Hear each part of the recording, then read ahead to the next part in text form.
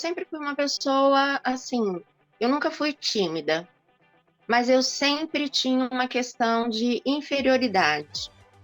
Eu acho que por conta de uma infância muito carente, de uma adolescência muito carente, uma juventude muito carente. Quando eu digo carente, eu digo emocional, por perdas, de pessoas queridas que me fizeram muita falta.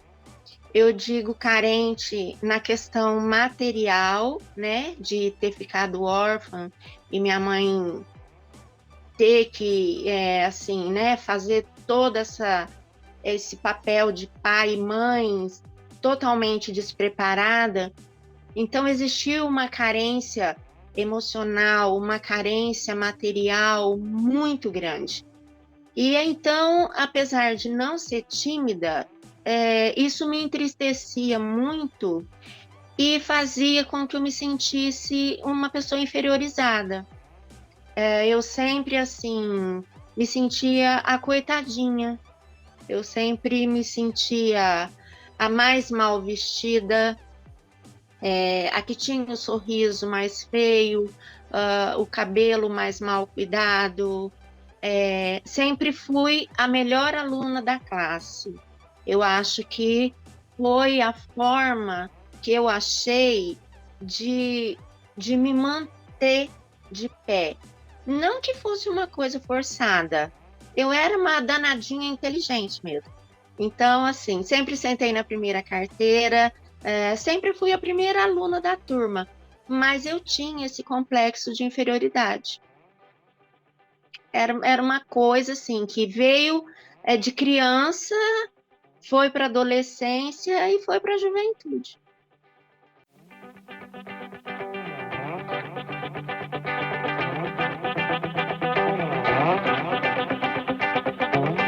Me atrapalhava porque, por exemplo, se eu via um grupo de meninas e eu achava que eu não estava bem vestida, eu já ficava, né, meio que de lado.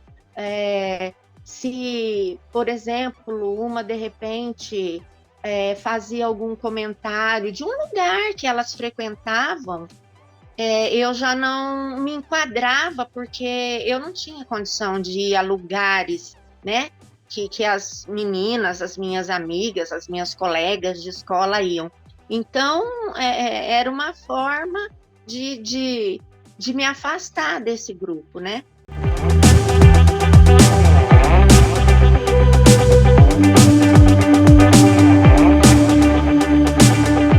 Eu tinha que achar uma saída para aquela situação que eu estava vivendo.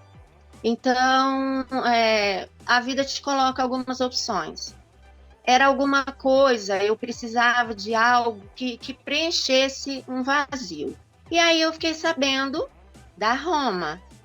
Eu fui assistir uma aula e a gente está junto até hoje, porque aí o processo começou.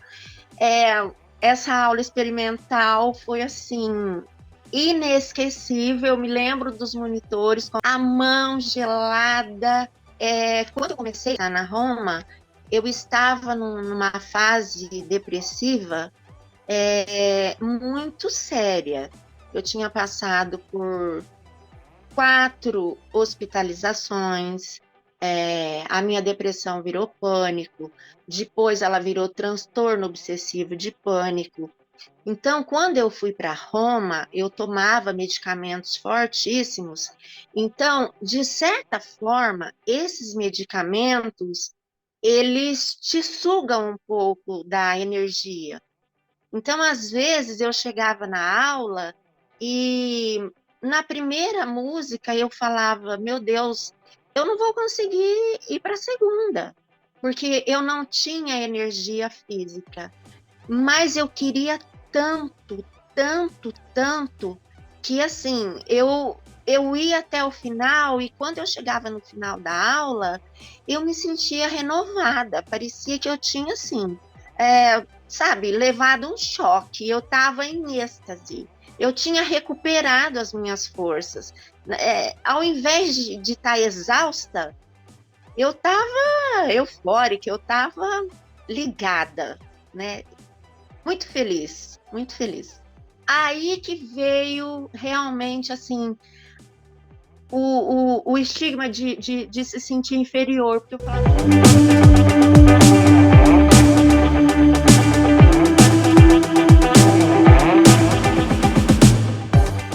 É realmente um boicote que você fala, eu tô pirando, é muito simples e eu não consigo fazer. Aí, com o tempo, você vai tomando consciência que é você se boicotando o tempo inteiro. É você se sentindo inferior onde ninguém te acha inferior. É você se sentindo incapaz onde ninguém te acha incapaz. E aí foram vindo as descobertas, né?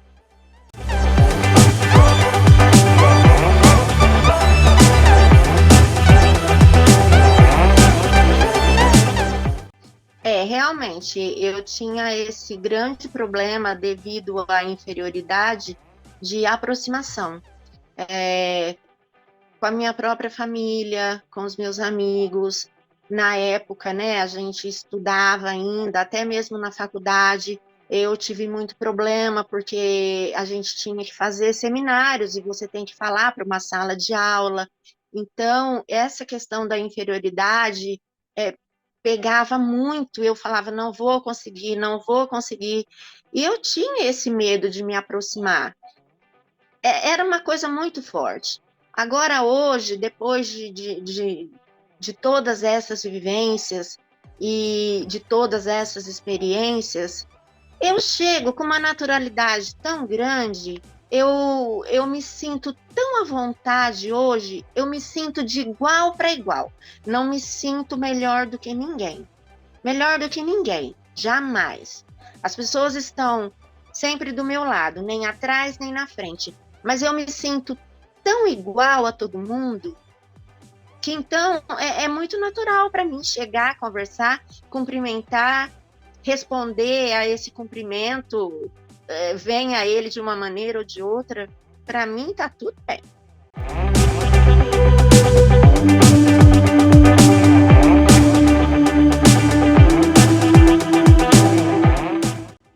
Olha, é uma situação até complicada. Porque outro dia uma menina disse assim para mim, como é seu nome mesmo? E eu disse, Belzinha. Ela falou, devia ser Cidinha. Aí eu falei, Cidinha? Por quê? Ela falou, de oferecidinha. Aí eu falei, você tá me chamando de oferecida? Ela falou, não, é que você é uma Cidinha. Você é oferecidinha. Você chegou, bom dia, boa tarde, boa noite, já catou isso, catou aquilo outro, ninguém pediu nada, você já foi fazendo. Hoje eu tenho que me policiar, porque eu sou uma Cidinha. Eu chego assim, sabe? Bom dia. É assim, sinceramente, eu tenho que me vigiar, porque é uma desenvoltura tão grande que passa desapercebido de quem não está afim de rir, quem não está afim do seu bom dia. A pessoa só quer um bom dia. E aí eu chego, bom dia, sabe? Então, assim, é uma coisa de vigiar mesmo. Eu chego chegando. Fazer o quê, né?